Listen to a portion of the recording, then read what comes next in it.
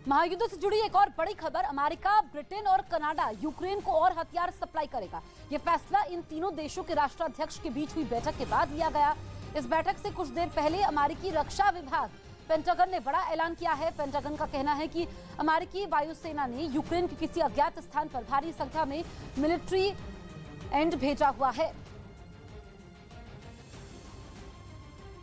Ukraine ने दावा किया कि डॉनबास में रूस को मुंहतोड़ जवाब देने के लिए उसकी सेना पूरी तरह तैयार है। डॉनबास पूर्वी यूक्रेन का वो हिस्सा है जिसमें डोनेट्स्क और लुहांस्क इलाके आते हैं। इन दोनों इलाकों में 2014 से ही रूस के समर्थन वाले विद्रोहियों और यूक्रेन की सरकार के बीच संघर्ष जारी है।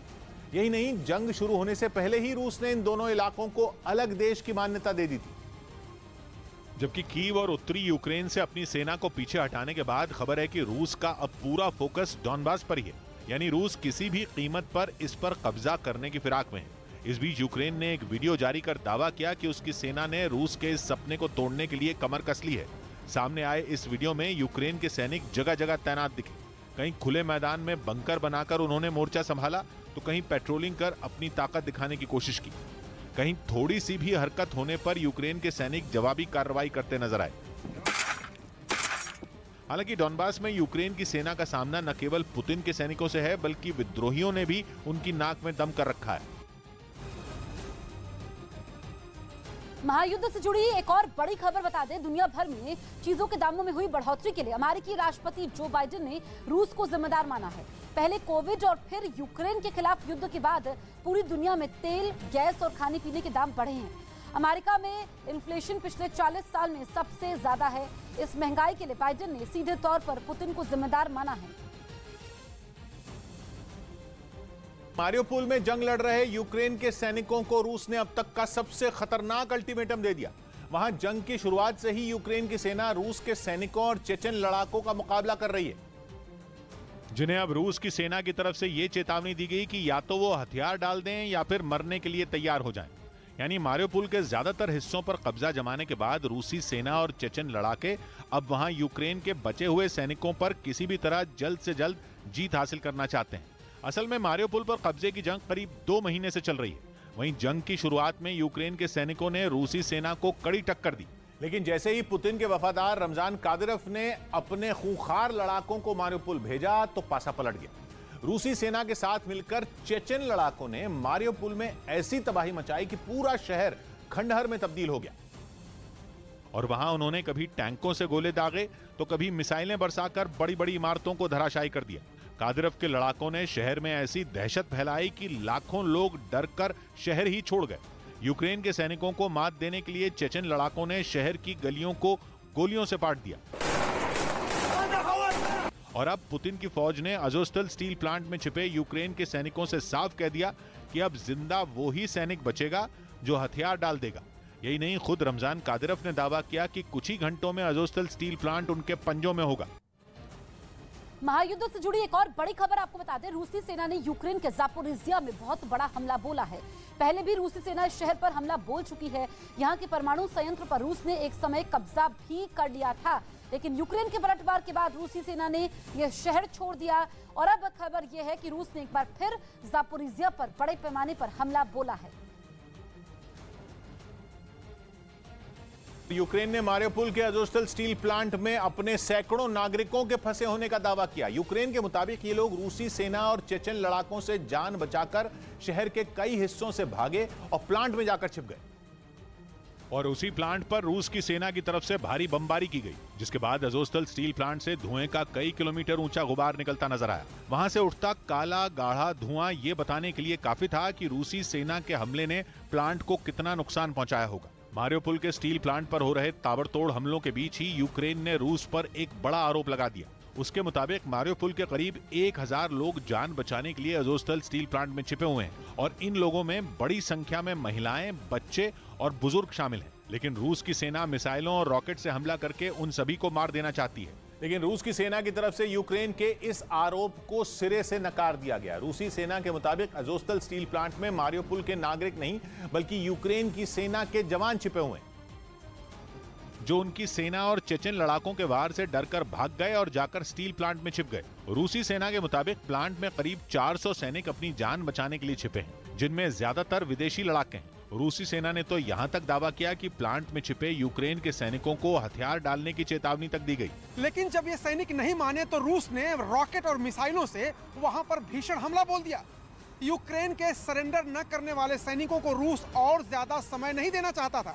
यही वजह है कि उसकी सेना ने आसमान और जमीन दोनों तरफ से इस स्टील प्लांट की जबरदस्त घेरेबंदी कर दी। और उसके बाद रूस के लड़ाकू हेलीकॉप्टरों ने अजोस्टल स्टील प्लांट पर ताबड़तोड़ रॉकेट बरसा दिए। यही नहीं, उसके आसपास के इलाकों को भी मिसाइलों से निशाना बनाया गया। इस वक्त की बड़ी खबर आपको बता दें, दिल्ली पुलिस को बड़ी कामयाबी मिली है। मुठभेड़ में हथियार तस्कर गिरफ्तार किया गया है। दिल्ली पुलिस को बड़ी कामयाबी, मुठभेड़ में हथियार तस्कर घायल हुआ है। इस वक्त की सबसे बड़ी खबर हम आपको बता रहे हैं, दिल्ली के शाहबाद डेयरी इलाके में ये मुठभेड़ हुई है। जहांगीरपुरी का रहने वाला है आरोपी जो घायल हुआ है। हथियार तस्कर पर 70 केस दर्ज थे।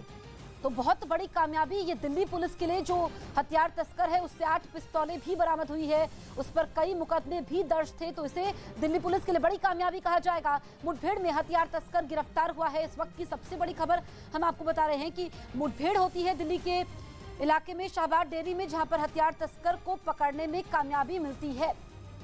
दिल्ली के जहांगीरपुरी इलाके में हनुमान जयंती के दिन हुई हिंसा के मामले में अब बुलडोजर की एंट्री हो गई है। उत्तरी दिल्ली नगर निगम ने अवैध निर्माण ध्वस्त करवाने के लिए आज और कल यानी 20 और 21 अप्रैल को अभियान चलाने का ऐलान कर दिया है। उत्तरी दिल्ली नगर निगम की ओर से इस संबंध में नॉर्थ वेस्ट के डिप्टी पुलिस कमिश्नर को चिट्ठी लिखी गई। इस चिट्ठी में कानून व्यवस्था संभालने के लिए दिल्ली पुलिस के 400 जवानों को तैनात करने की मांग की है। यह अभियान जहांगीरपुरी की उन सड़कों पर होगा जहां अवैध सामान रखकर घेरा गया है। एमसीडी की टीम उन सभी अवैध निर्माण वाली जगहों पर बुलडोजर चलाएगी।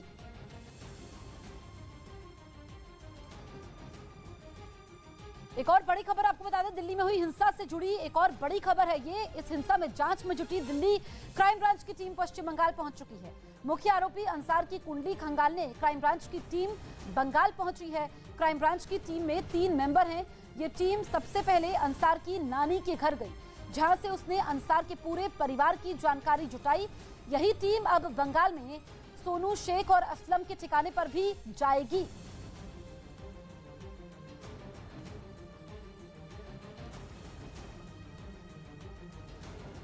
इधर दिल्ली पुलिस सूत्रों का दावा है कि जहांगीरपुरी हिंसा के मुख्य आरोपी अंसार ने पूछताछ में अपना जुर्म कबूल कर लिया है और उसने अपने किए पर पछतावा होने की बात भी कही है।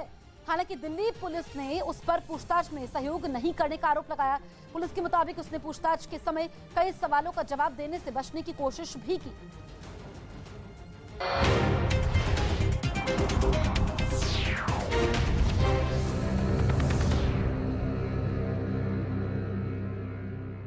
रूस का ये हमला जंग में अमेरिका की यूक्रेन की मदद का नतीजा है। हाल ही में कोल्ड ड्रिंक बनाने वाली इस कंपनी ने रूस में अपनी फैक्ट्रियां भी बंद कर दी थी। उधर लुहांस्क में यूक्रेन की फौज ने एक इमारत की आड़ लेकर रूस के कुछ जवानों पर हमला कर दिया। बताया गया कि जिस बख्तरबंद गाड़ी में रूसी सैनिक सवार थे उसे एक ही निशाने में तबाह कर दिया गया। और इस पूरी घटना को ड्रोन कैमरे से रिकॉर्ड किया गया, जिसमें साफ दिखा कि जंग में बर्बाद हो चुकी एक इमारत से गुजरते हुए यूक्रेन के टैंक का गोला सीधे जाकर रूस की उस बख्तरबंद गाड़ी से टकरा गया जिसमें रूस के कुछ सैनिक सवार थे। उस इमारत की आड़ में यूक्रेन ने ऐसा षड्यंत्र रचा कि रूस के वो जवान ये समझ ही नहीं पाए कि आखिर उन पर गोलाबारी किसने की और कहां से की। सामने आई तस्वीरों में यूक्रेन का वो टैंक इमारत की तरफ बढ़ता दिखा और तय दूरी पर पहुंचने के बाद उसने रूस की गाड़ी पर हमला कर दिया। जैसे ही गोला उसके टैंक से छूटा, वहां से धुआं उठा, लेकिन पल भर में वो तबाह हो चुकी उस इमारत के बीच से गुजरा, जिसके बाद रूस की वो बख्तरबंद गाड़ी आग के गोले में तब्दील हो गई। उधर खबर है कि व्लादिमीर पुतिन काला सागर में अपने जंगी जहाज मॉस्कवा पर हुई मौत के आंकड़े छिपाने में जुट गए। इस जहाज को पिछले हफ्ते यूक्रेन ने हवाई हमले कर डुबोने का दावा किया था, लेकिन अब इस जंगी जहाज मॉस्कवा के चालक दल के परिवार वाले सामने आ गए, जिन्होंने जहाज के चालक दल के सदस्यों यानी अपने बच्चों और करीबियों के बारे में जानकारी मांगनी शुरू कर दी। हालांकि रूस का दावा है कि वो इस जहाज से अपने सभी जवानों का रेस्क्यू कर चुका है, लेकिन अपनों को खो चुके कई लोगों ने रूस के इस दावे पर सवाल उठाने शुरू कर दिए। उन्होंने पूछा कि अगर उनके परिजन सुरक्षित हैं तो वो हैं कहां। इनमें 20 साल के नौसैनिक येगोर का परिवार भी शामिल है, जिसे अब तक येगोर के बारे में कोई जानकारी नहीं दी गई। येगोर की तरह ही रूस के कई और नौसैनिकों के बारे में कुछ पता नहीं चल पाया। और एक परिवार ने तो यह भी बताया कि रूसी सेना ने फोन पर उसके बेटे आंद्रे की मौत की जानकारी दी थी, लेकिन अब तक यह साफ नहीं हो पाया कि उसका अंतिम संस्कार कब होगा, उसका शव कहां है। यानी रूसी सरकार कुछ तो छिपाने में लगी हुई है। और यही छिपाते छिपाते वो अब ऐसा कुछ कर बैठी कि उंगलियां पुतिन सरकार पर ही उठ गईं। इसकी वजह है परेड का ये वीडियो। रूस ने बताया कि ये वीडियो 2 दिन पहले क्राइमिया में शूट किया गया, यानी ये वीडियो जहाज के डूबने के कुछ दिन बाद का है। रूस का दावा है कि इस परेड में मॉस्कवा जंगी जहाज के सदस्य शामिल हुए। Личный состав крейсера «Москва». लेकिन इस वीडियो में 100 से 150 जवान ही नजर आए, जबकि अमूमन ऐसे बड़े जहाज में 500 से ज्यादा लोग होते हैं। और इसी वजह से सवाल उठ रहे हैं कि इस जहाज के बाकी सदस्य कहां हैं, जिन्हें रूस सरकार ने डूब चुके मॉस्कवा जहाज से बचा लेने का दावा किया था। और मॉस्कवा रूस का ताकतवर जंगी जहाज है और इसका डूबना रूस के लिए बड़ा झटका है। माना जा रहा है कि इसी वजह से वो इसका पूरा सच छिपाने में जुट गई। और जहां ये जंगी जहाज डूबा, वहां काला सागर में रूस 300 साल से लड़ाई लड़ता रहा है। काला सागर पर कब्जे के लिए 1709 में स्वीडन के राजा ने यूक्रेन पर हमला कर दिया था। तब यूक्रेन सोवियत संघ का हिस्सा हुआ करता था। ऐसे में सोवियत संघ ने वो जंग लड़ते हुए जीत हासिल की थी। इसी तरह बाद में तुर्की ने भी वहां हमला किया और फिर 1930 के दशक में जाकर तुर्की और सोवियत संघ की लड़ाई खत्म हुई। इसी वजह से काला सागर आर्थिक और राजनीतिक नजरिए से दुनिया भर में काफी अहमियत रखता है। यूक्रेन दुनिया भर में गेहूं और स्टील निर्यात करने वाले बड़े देशों में शामिल है। दुनिया भर में जितना स्टील निर्यात होता है उसका 10% हिस्सा अकेले यूक्रेन सप्लाई करता है। इस तरह ये गेहूं या स्टील यूक्रेन से बाहर किसी भी देश में जाएगा तो काला सागर के रास्ते ही। इसी वजह से रूस लंबे समय से काला सागर पर अपना दबदबा बनाना चाहता है। वहीं यूक्रेन ने गूगल मैप पर दिखे रूसी सेना के कई ठिकानों की तस्वीरें जारी की। ऐसा कर ज़ेलेंस्की सरकार ने यह बताने की कोशिश की कि उसकी नजर रूस की सेना की हर हरकत पर है। और अपने इसी दावे को मजबूत करने के लिए उसने सोशल मीडिया पर कुछ तस्वीरें शेयर की। इनके जरिए उसने रूस में अलग अलग शहरों में बने फौजी ठिकानों को दिखाया। ऐसी एक तस्वीर में समंदर किनारे पुतिन की सेना का एक जंगी जहाज खड़ा दिखा, जबकि दूसरी तस्वीर में परमाणु हथियार से लैस 2 पनडुब्बियां नजर आईं। इनके ठीक बगल में 2 छोटी पनडुब्बियां भी वहां खड़ी दिखी। इन सब के अलावा वहां परमाणु हमला करने की ताकत रखने वाली मिसाइलें भी थी। इतना ही नहीं, यूक्रेन की सीमा के पास रूसी सेना के एक एयरबेस पर कई लड़ाकू विमान भी खड़े। दिल्ली की जहांगीरपुरी इलाके में आज चलेगा बुलडोजर। सड़कों से अवैध कब्जा हटाने के लिए चलेगा अभियान। नगर निगम ने सुरक्षा के लिए मांगी पुलिस की करीब 400 जवान। दिल्ली में हिंसा के 5 आरोपियों पर एनएसए के तहत कार्रवाई। क्राइम ब्रांच ने पिस्तौल मुहैया करवाने वाले गुलाम उर्फ गुल्ली के अलावा इरशाद को भी किया गिरफ्तार। दिल्ली की जहांगीरपुरी हिंसा के मुख्य आरोपी अंसार ने कबूल किया अपना जुर्म। पुलिस के सूत्रों ने किया दावा, अब दूसरे आरोपियों के सामने होगी अंसार से पूछताछ। कोरोना के बढ़ते मामलों के बाद केंद्र ने दिल्ली और यूपी समेत 5 राज्यों को लिखी चिट्ठी, सावधानियां बरतने का दिया निर्देश। वहीं दिल्ली में सुबह 11 बजे होगी दिल्ली डिजास्टर मैनेजमेंट अथॉरिटी की बैठक। गुजरात दौरे पर गए पीएम मोदी आज गांधीनगर में आयुष मंत्रालय के 2 दिन चलने वाले सेमिनार का करेंगे उद्घाटन। दाहोद में आयोजित आदिवासी महासम्मेलन में भी शामिल होंगे पीएम। मुंबई के अग्निपाड़ा इलाके में इमारत की दूसरी मंजिल पर लगी भीषण आग। दमकल की 4 गाड़ियां मौके पर मौजूद, आग बुझाने की कोशिश जारी। साल 2022 में देश की विकास दर 8.2 रहने के आसार। अंतर्राष्ट्रीय मुद्रा कोष ने भारत की विकास दर अमेरिका, चीन, जापान से भी ज्यादा रहने की जताई उम्मीद। रूस के ताबड़तोड़ हमले के बीच यूक्रेन के सांसद का बड़ा आरोप, कहा रूस यूक्रेन के लोगों को रूसी सेना में शामिल होने के लिए बना रहा है दबाव। जारी जंग के बीच अमेरिका की पश्चिमी देशों के साथ बैठक। यूक्रेन को मदद देने का भरोसा, रूस पर और प्रतिबंध बढ़ाने की तैयारी। साइबेरिया के जंगलों में लगी भीषण आग, लपटों से बड़े बड़े इलाके में पेड़ जलकर राख। अब तक नहीं पाया जा सका आग पर काबू।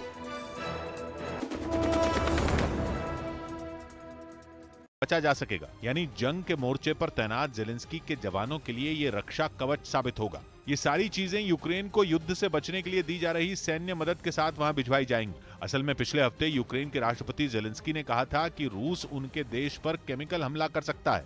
युद्ध की शुरुआत से ही रूस पर इस तरह के आरोप लगने लगे कि उसने यूक्रेन में रासायनिक हथियारों का इस्तेमाल किया या फिर करने वाला है। जापान ने यूक्रेन के लोगों को इस तरह के हमले से बचाने का बीड़ा उठाया है। जापान जल्दी ही यूक्रेन के लिए उपकरणों की खेप भेजने वाला है जो रासायनिक हमलों की सूरत में यहाँ के लोगों पर उसके प्रभाव को कम करेंगे। इसके अलावा जापान यूक्रेन सरकार को ड्रोन भी देगा ताकि वो रूस के हर हमले का मुकाबला कर सके। पुतिन की धमकियों को अनदेखा कर ब्रिटेन ने रूसी सेना से मुकाबले के लिए यूक्रेन को हथियारों की नई खेप देने का ऐलान कर दिया, जिसमें हाईटेक स्टॉर्मर मिसाइल लॉन्चर भी शामिल हैं, जिसके यूक्रेन पहुंचने के बाद रूसी सेना की टेंशन बहुत ज्यादा बढ़ सकती है, क्योंकि हथियारों की नई खेप के साथ उसे ब्रिटेन से जो स्टॉर्मर मिसाइल लॉन्चर मिलने वाला है उसे लड़ाकू विमानों और जंगी हेलीकॉप्टरों का काल माना जाता है और इससे दागी गई मिसाइलें पलक झपकते ही अपने टारगेट को मार गिराती हैं। मतलब इनकी तैनाती के बाद पुतिन की सेना के लिए यूक्रेन पर हवाई हमले करना टेढ़ी खीर साबित हो जाएगा। इसीलिए इसे पश्चिमी देशों की ओर से यूक्रेन को मिलने वाली अब तक की सबसे घातक सैन्य मदद माना जा रहा है। मारियोपोल में जंग लड़ रहे यूक्रेन के सैनिकों को रूस ने अब तक का सबसे खतरनाक अल्टीमेटम दे दिया। वहां जंग की शुरुआत से ही यूक्रेन की सेना रूस के सैनिकों और चेचन लड़ाकों का मुकाबला कर रही है, जिन्हें अब रूस की सेना की तरफ से यह चेतावनी दी गई कि या तो वो हथियार डाल दें या फिर मरने के लिए तैयार हो जाएं। यानी मारियोपोल के ज्यादातर हिस्सों पर कब्जा जमाने के बाद रूसी सेना और चेचन लड़ाके अब वहां यूक्रेन के बचे हुए सैनिकों पर किसी भी तरह जल्द से जल्द जीत हासिल करना चाहते हैं। असल में मारियोपोल पर कब्जे की जंग करीब 2 महीने से चल रही है। वहीं जंग की शुरुआत में यूक्रेन के सैनिकों ने रूसी सेना को कड़ी टक्कर दी, लेकिन जैसे ही पुतिन के वफादार रमजान कादिरोव ने अपने खूंखार लड़ाकों को मारियोपोल भेजा तो पासा पलट गया। रूसी सेना के साथ मिलकर चेचन लड़ाकों ने मारियोपोल में ऐसी तबाही मचाई कि पूरा शहर खंडहर में तब्दील हो गया और वहां उन्होंने कभी टैंकों से गोले दागे तो कभी मिसाइलें बरसाकर बड़ी बड़ी इमारतों को धराशायी कर दिया। कादिरोव के लड़ाकों ने शहर में ऐसी दहशत फैलाई कि लाखों लोग डरकर शहर ही छोड़ गए। यूक्रेन के सैनिकों को मात देने के लिए चेचन लड़ाकों ने शहर की गलियों को गोलियों से पाट दिया और अब पुतिन की फौज ने अज़ोस्टल स्टील प्लांट में छिपे यूक्रेन के सैनिकों से साफ कह दिया कि अब जिंदा वो ही सैनिक बचेगा जो हथियार डाल देगा। यही नहीं, खुद रमजान कादिरोव ने दावा किया कि कुछ ही घंटों में अज़ोस्टल स्टील प्लांट उनके पंजों में होगा। उधर यूक्रेन ने मारियोपोल के अज़ोस्टल स्टील प्लांट में अपने सैकड़ों नागरिकों के फंसे होने का दावा किया। यूक्रेन के मुताबिक ये लोग रूसी सेना और चेचन लड़ाकों से जान बचाकर शहर के कई हिस्सों से भागे और प्लांट में जाकर छिप गए और उसी प्लांट पर रूस की सेना की तरफ से भारी बमबारी की गई, जिसके बाद अज़ोस्टल स्टील प्लांट से धुएं का कई किलोमीटर ऊंचा गुबार निकलता नजर आया। वहां से उठता काला गाढ़ा धुआं ये बताने के लिए काफी था कि रूसी सेना के हमले ने प्लांट को कितना नुकसान पहुंचाया होगा। मारियोपोल के स्टील प्लांट पर हो रहे ताबड़तोड़ हमलों के बीच ही यूक्रेन ने रूस पर एक बड़ा आरोप लगा दिया। उसके मुताबिक मारियोपोल के करीब 1000 लोग जान बचाने के लिए अज़ोस्टल स्टील प्लांट में छिपे हुए हैं और इन लोगों में बड़ी संख्या में महिलाएं, बच्चे और बुजुर्ग शामिल हैं। लेकिन रूस की सेना मिसाइलों और रॉकेट से हमला करके उन सभी को मार देना चाहती है। लेकिन रूस की सेना की तरफ से यूक्रेन के इस आरोप को सिरे से नकार दिया गया। रूसी सेना के मुताबिक अज़ोस्टल स्टील प्लांट में मारियोपोल के नागरिक नहीं बल्कि यूक्रेन की सेना के जवान छिपे हुए हैं, जो उनकी सेना और चेचन लड़ाकों के वार से डरकर भाग गए और जाकर स्टील प्लांट में छिप गए। रूसी सेना के मुताबिक प्लांट में करीब 400 सैनिक अपनी जान बचाने के लिए छिपे हैं, जिनमें ज्यादातर विदेशी लड़ाके हैं। रूसी सेना ने तो यहां तक दावा किया कि प्लांट में छिपे यूक्रेन के सैनिकों को हथियार डालने की चेतावनी तक दी गई। लेकिन जब ये सैनिक नहीं माने तो रूस ने रॉकेट और मिसाइलों से वहां पर भीषण हमला बोल दिया। यूक्रेन के सरेंडर न करने वाले सैनिकों